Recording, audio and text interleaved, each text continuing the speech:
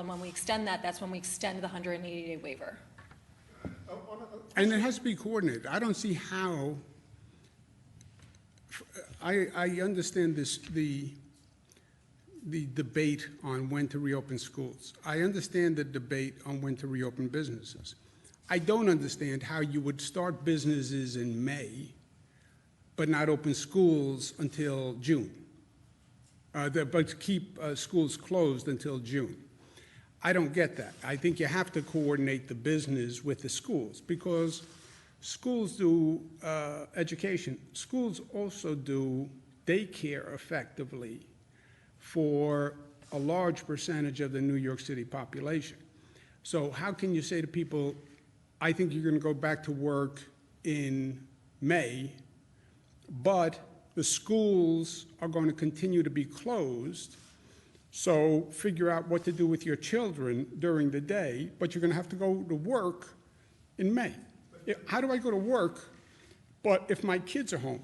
I guess the dissonance, though, here of the mayor of New York City saying the schools are going to be closed 2 hours ago, and you saying, no, no, no, that's not the case. I think for parents that might be confusing and unsettling. Well, then we just clarified it.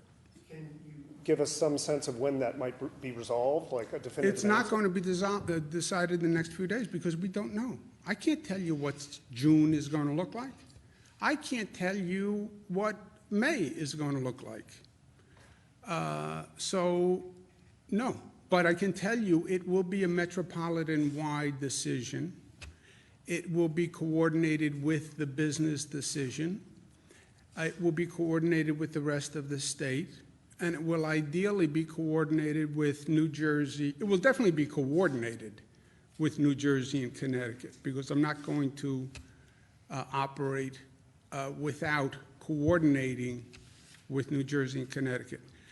But ideally, it's uniform with New Jersey, Connecticut, because they're all connected, these things. School and business and geography are all connected.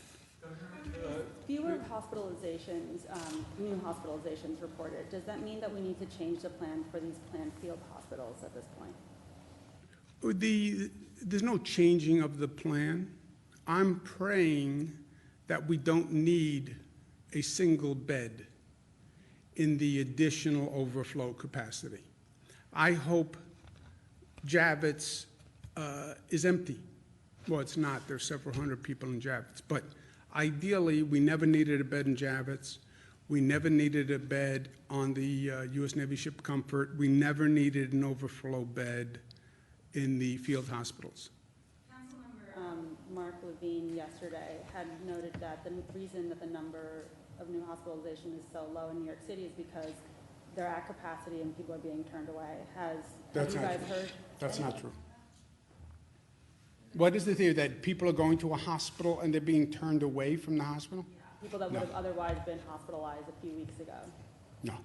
And Joseph, Doctor, we do a daily call with the hospitals, and we get updates from them, and there's no reports of that. Governor, we spoke to his office. Our staff has been speaking to his office. We explained the way we were doing this, which is we are using all the hospital capacity in the system, so people are moving around as needed. So if they're going, we're managing that process. So if there is a problem at one facility, we move them to another hospital. So no one is getting turned away. We are monitoring this on an hour-by-hour basis, exactly how many people are in the hospital. So no one has been turned away. I think he realizes that now, and he's been thankful. And we've been talking repeatedly to his staff, him and his staff, to make sure they understand where we are in the process of moving patients around. Also defies all logic, right? The high point of hospitalizations was 2 weeks ago. That's when we had the crush on the hospitals. If you look at that hospitalization chart, it was about 2 weeks ago, but 10 days. That's when there was the crush on the hospitals. We have been down on the downslide for a while now. So the hospitals are not, we have empty beds right now in hospitals over the past couple of days. They wouldn't be turning away anyone. And that's just, it's virtually an impossibility. The state prison system is now quarantining prisoners who have been infected with COVID-19. Can you speak to if the prison system actually has the capacity to do that, and how they might be doing that effectively or not effectively? They can quarantine within the facility. You know, you have a prison, but then you have distinct operating wards within a prison. So they have total capacity to quote-unquote quarantine within a prison system. Date on whether or not you're, you know, moving forward with any granting clemencies to anybody or releasing any further state Not prisoners? anything new, no. Thank you. In terms of the parolee releases? Nothing new. So it's still about 240, is that right? It was about 240. I know it was anticipated to grow to about 400, but I don't know that the numbers have reflected that shift yet. I can get you an update on that.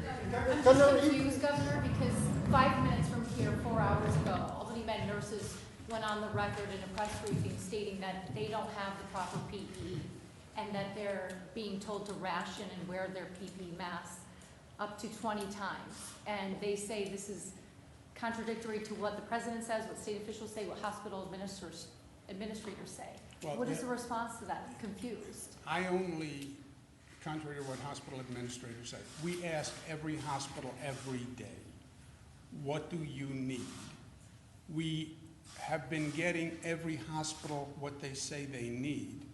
If there's a disconnect between the nurses and their hospital administrator, I can't help with that right now. But they should talk to their hospital administrator, because whatever their hospital administrator said they need, we've done.